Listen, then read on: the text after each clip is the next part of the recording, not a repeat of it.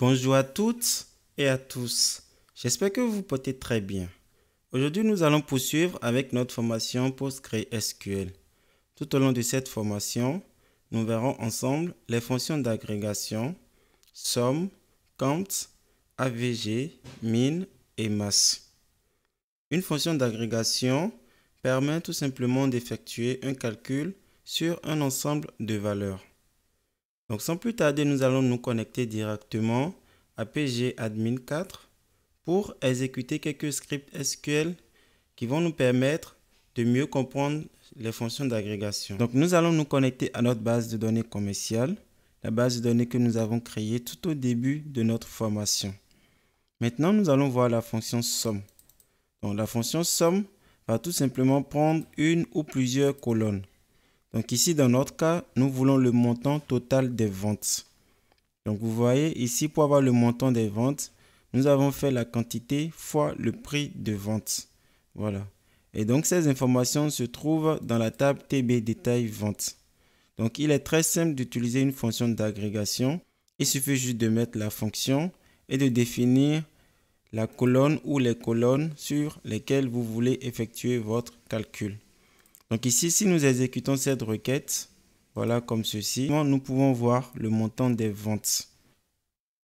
De la même manière, si vous utilisez une fonction d'agrégation et toujours dans votre select, vous avez d'autres colonnes qui ne sont pas agrégées, vous êtes obligé de définir ces colonnes dans une clause group by. Dans notre cas, nous voulons avoir le montant des ventes. Donc pour avoir le montant des ventes, il nous faut dans notre select définir la colonne ID vente. Vous voyez comme ceci. Et donc, vu que ID vente n'est pas agrégé, donc ID vente n'est pas dans une fonction d'agrégation, nous devons mettre ID vente dans une clause group by, comme ceci. Donc ici, nous allons exécuter cette requête, voilà comme ceci. Vous voyez, donc nous pouvons voir pour chaque vente le montant des ventes. Maintenant, nous allons voir la fonction count. La fonction count va tout simplement nous permettre de compter un nombre d'enregistrements sur une table ou sur une colonne distincte. Donc ici, dans notre cas, nous voulons avoir le nombre total des ventes. Donc pour avoir le nombre total des ventes, nous avons mis deux possibilités. Donc nous pouvons soit faire count ID vente. Donc cela va vraiment nous compter le nombre total des ventes dans la table TB détail vente. De la même manière, nous pouvons faire un count et à l'intérieur de notre fonction, donc nous avons mis distinct.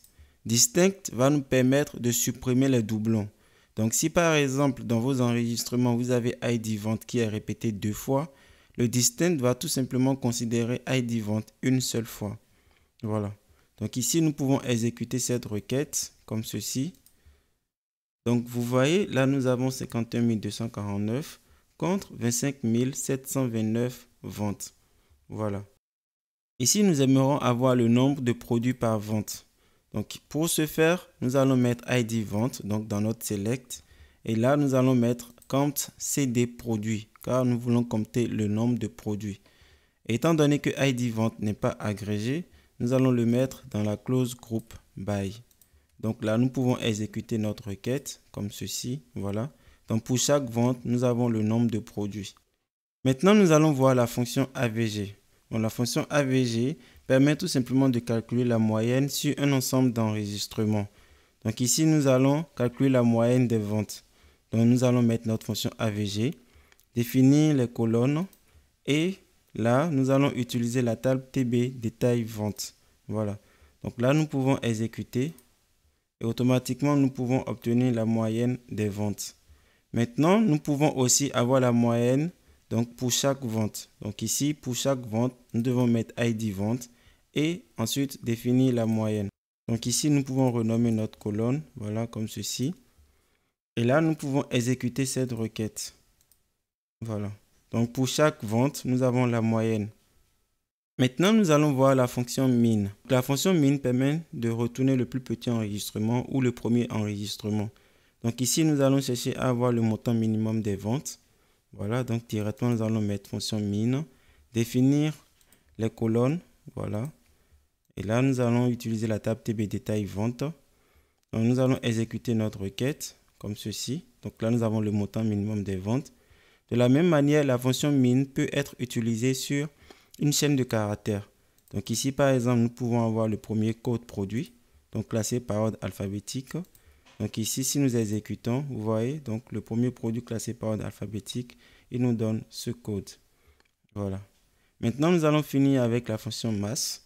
Donc pareil, la fonction masse se comporte comme la fonction min, sauf que la fonction masse va vous retourner la valeur maximum. Voilà. Donc ici, pareil, nous voulons le montant maximum des ventes. Donc nous allons exécuter la requête. Voilà, comme ceci. Donc là, nous avons le montant maximum des ventes. Et de la même manière, nous pouvons avoir le dernier code produit. Donc là, pareil, nous allons exécuter.